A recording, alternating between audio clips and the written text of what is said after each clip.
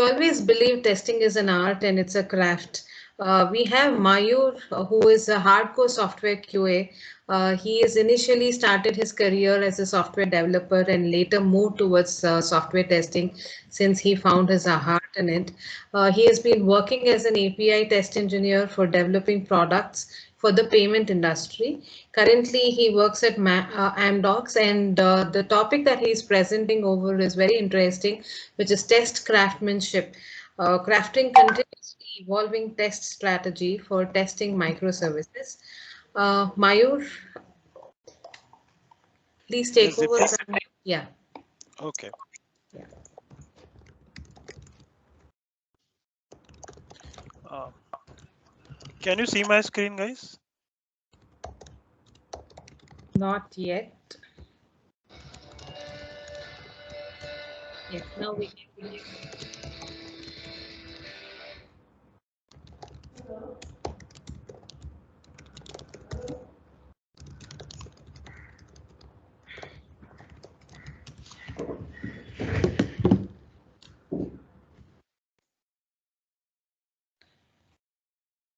Okay. Can I start? Yes, Mayur, all yours. Okay. Thank you for my introduction, Dipti. So today I'm going to speak on microservices testing. So microservices are hot in software industry now. Everyone wants to switch to the microservices because they have certain advantages. So, let's discuss what I have uh, brought to you. So, first, very first slide and very first thing like craftsmanship, and test craftsmanship. Test craftsmanship is a sub branch of software craftsmanship. Software craftsmanship is a, you can say, a idea derived or a sub branch of craftsmanship. And this craftsmanship, this word is actually derived from the craft. So craft is some making an activity involving skill making things by hand. It's handmade. We always say it's a handmade chocolate or something. It's a craft. Then what is a craftsmanship?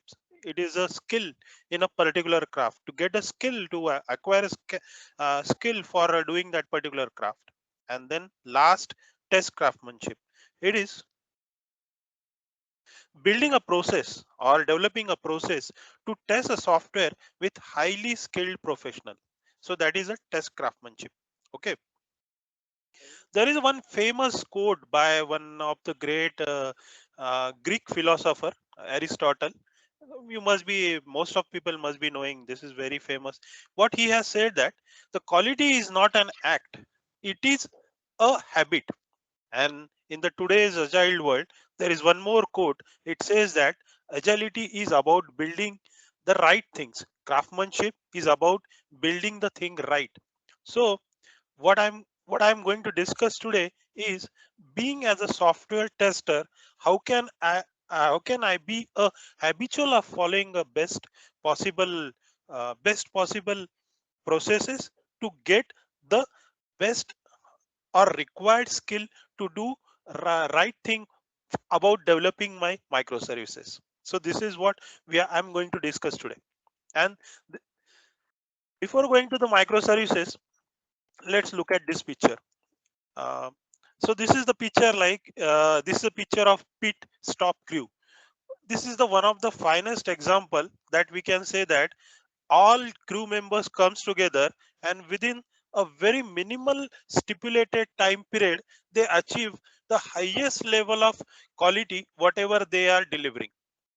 Because you must be knowing that within the less than 2 seconds, all people come together and they do the respective job, that is wheel alignment, refueling, whatever the task assigned it to them.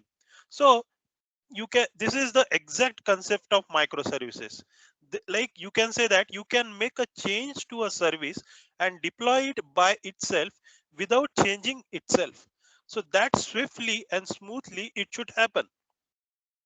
So what microservices offers us, it offers us that you can develop or you can build a solution around the different problems around the world, and you can break that particular problem, the business problem, into small services which will serve the particular purpose for under that big hood of problems. So this allows us to develop that particular solution with the help of different development team which are working on all these small services. So here the speed of development is also faster, but at the same time we'll have to check for the quality also what we are delivering.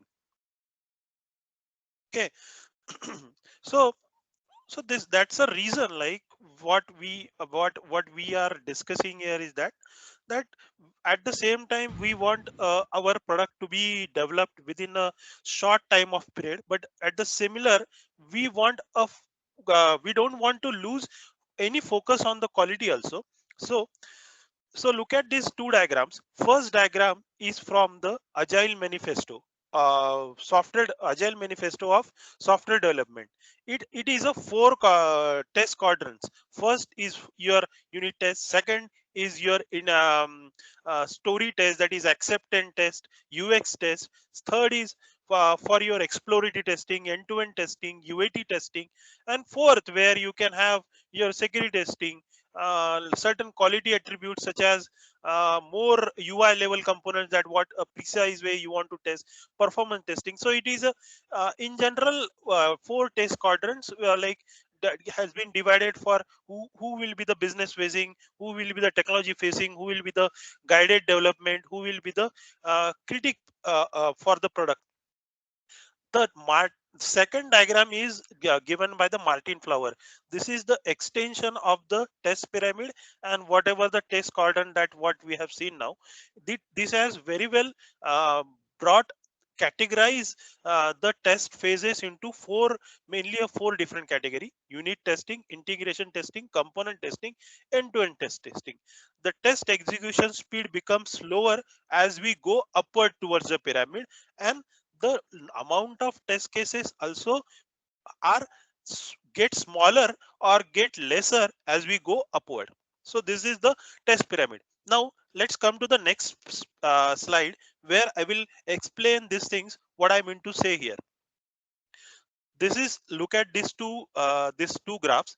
The one which is shown in the dark color, this one which is shown in the faint color, is a traditional testing phase where we are waiting till our deployment and release cycle, and then we start our testing. Majority of testing happens when the code is released or deployed, and then and at inversely, uh, in the dark color, what we are trying to here, at the time of development and build phase itself, we are writing and executing the test.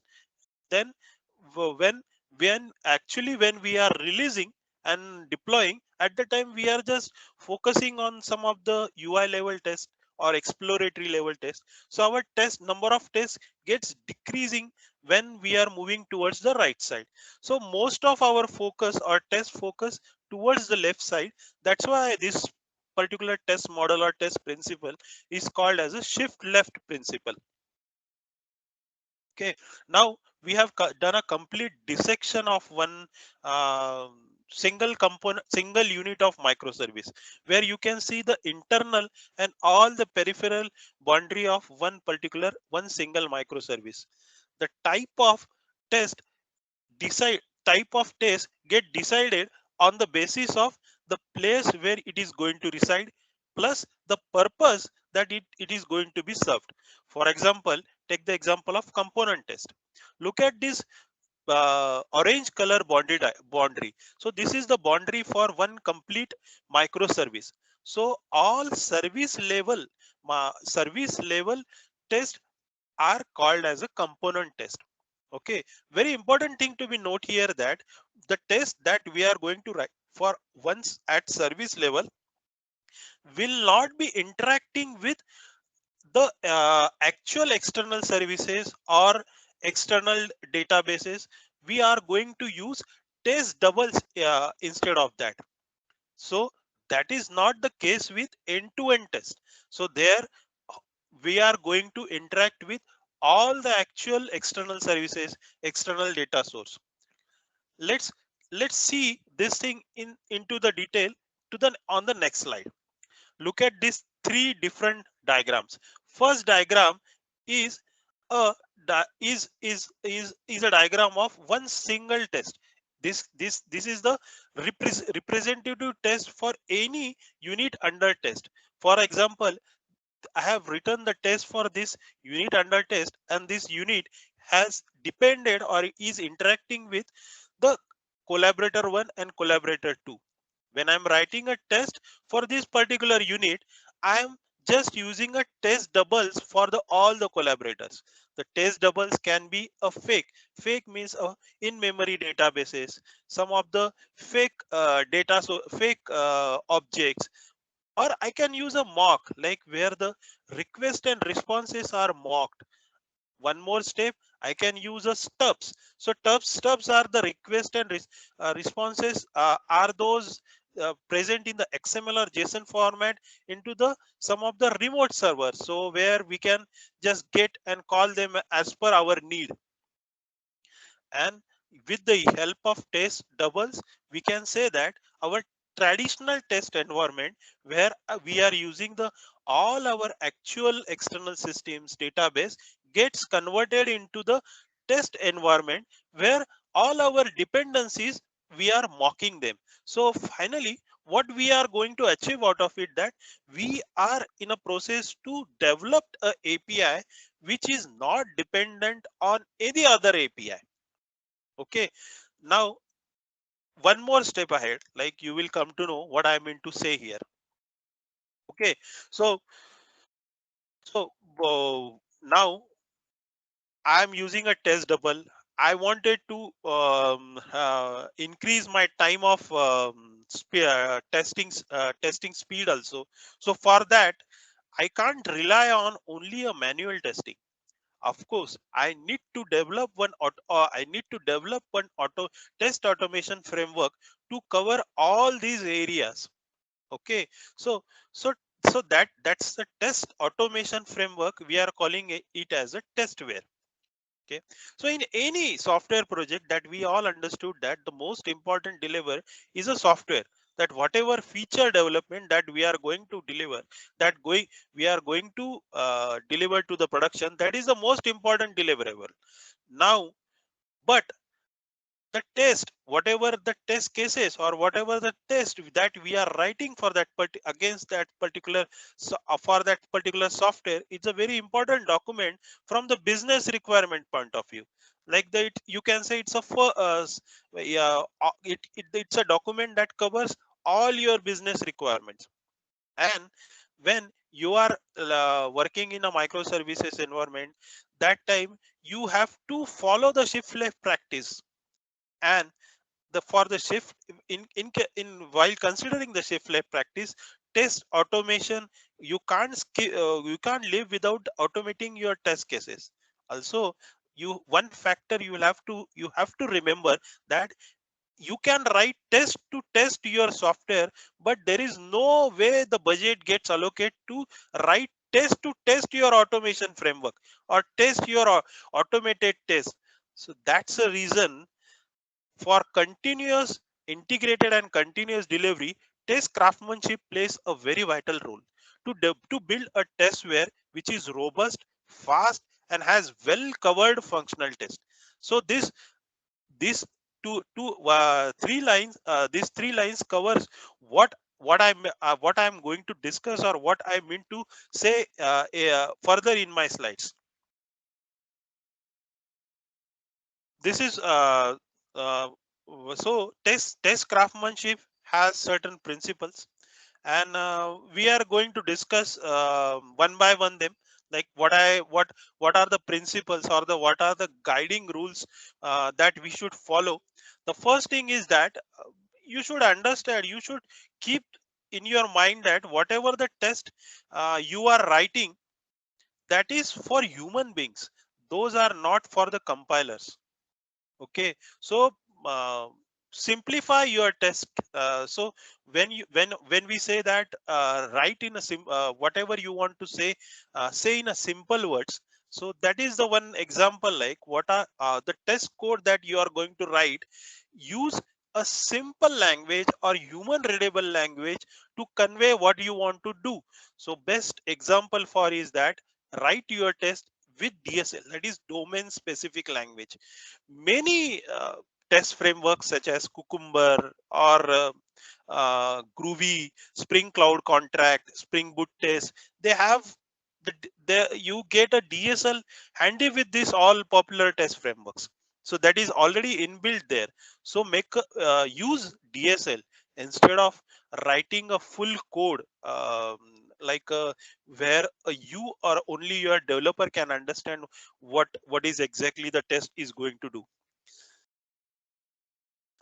Make your test so simple that, like, you should keep in the mind that you are not writing your test to fail, like, because today your test get passed, but in future when you are running your CI and you see the whatever the test that you have written before, those are passed, but now they are failing. That is not the correct way of writing the test. So to avoid that, avoid conditional asserts.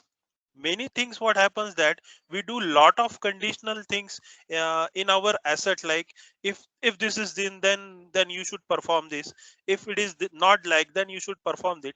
Instead of that, break your test, have a meaningful test for every asset point of view, and and instead of all the conditions, try to use should or expect method. Instead of should, use expect method. What you want to expecting as a part of your asset, that will simplify your test a lot.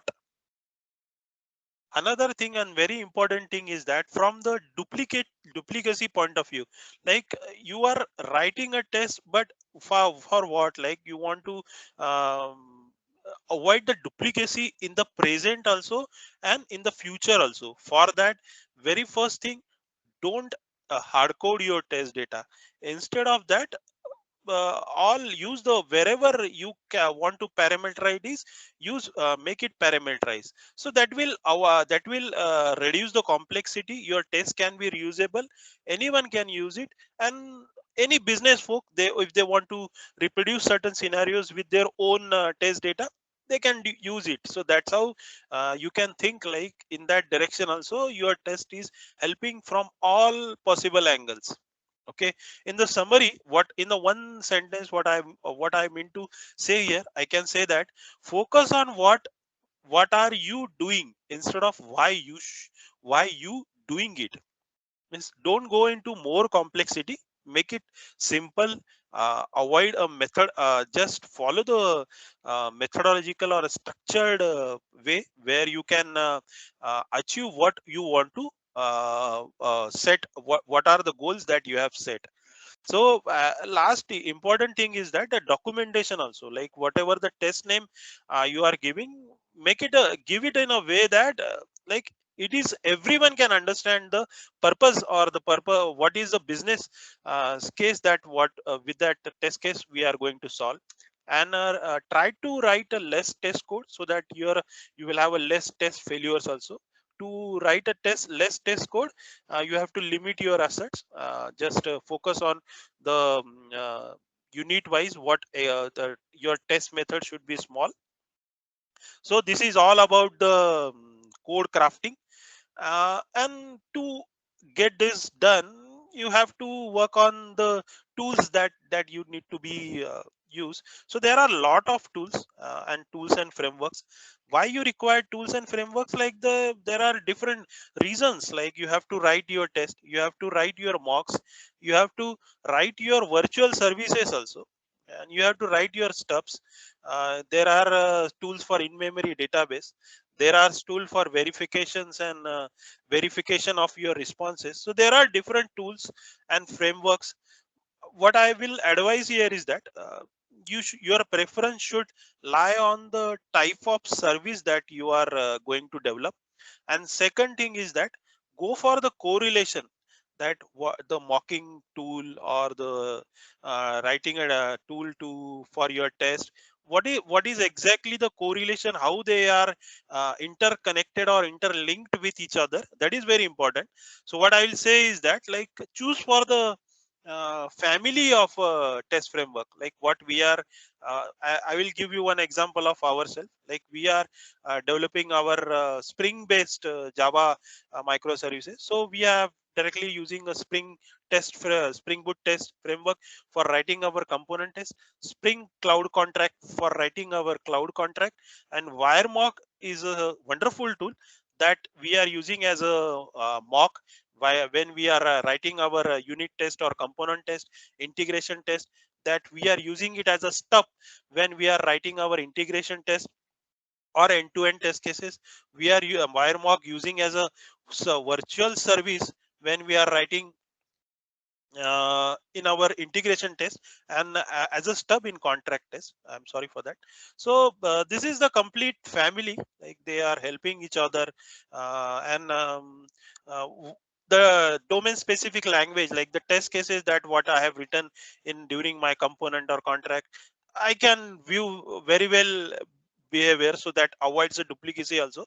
So that is one of the way, like you can choose the tool or framework that how you want to go for your writing your test framework.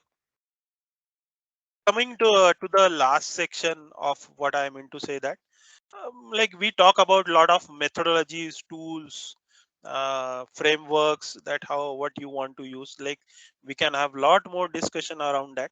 Everyone will have their own lot of things are already present on the internet. You can read a lot of books, but the most important thing is that the person or the who is going to be test all these application. Like, I am saying that I'm considering myself as a software test developer. Like, without that particular person, the project cannot be a successful. Consider this thing. So I am at the center stage now as a being a software test developer, and I'm thinking, like, I myself, how I am getting evolved with during this particular journey. So, like, uh, like you can say that, like, as a software test developer, I should aim to prevent the bug before build gets deployed into the higher environment. uh, I should not prevent the bug versus find the bug. Like, I'm stressing on this point.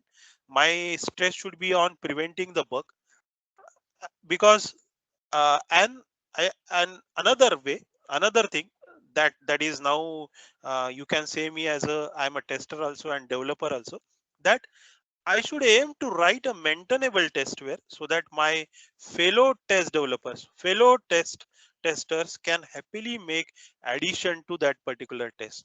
So these are the two important things I think that I should aim, and that whatever within this particular journey as a software test developer using this test craftsmanship process, that's what I am discussed just now.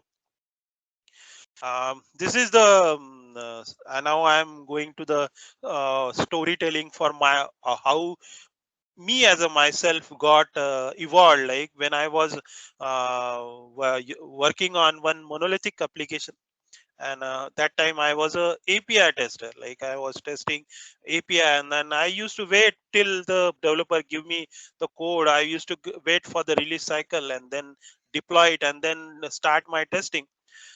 The tools or the friends that were with me that time was JMeter, SOAP UI, REST service like REST Assured. With the help of that, I have automated my REST services and I tested. And the cycle was typical. Like, I used to wait till the sprint, then for this after 4 sprint the release used to come, then I have to do again the regression testing. So this was my complete test life cycle, you mean to say.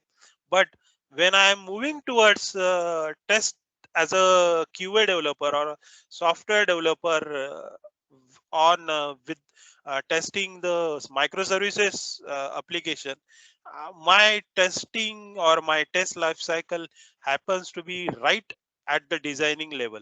I need to write all my test cases, at least from the service level point of view to the contract level point of view, uh, at the build and deploy, build and develop level. And when I do the deployment, actually I have to write all my end-to-end test cases, so that I can test my services from the application point of view, all the external services, how the behavior is happening from that point of view.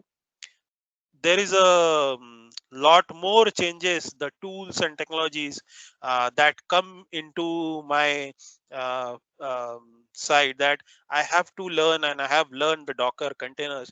Now I have using a test containers to then I have learned Kubernetes, how I can use Kubernetes and test against the pods which is getting deployed. The tools and technologies are also not very much like we are writing the test framework on the Spring based framework. So this is what how much we have evolved, and this is the continuous delivery is happening all the time. So that's the main thing, and the last aim is the continuous improvement of your product quality. The last thing I want to discuss here now. So so what is the role of craftsmanship here? So the four basic principle of craftsmanships that is helping me, or that can help anyone here. The first is knowledge. For anything, like I'm just starting my microservices testing, I will have to understand like what are the tools and techniques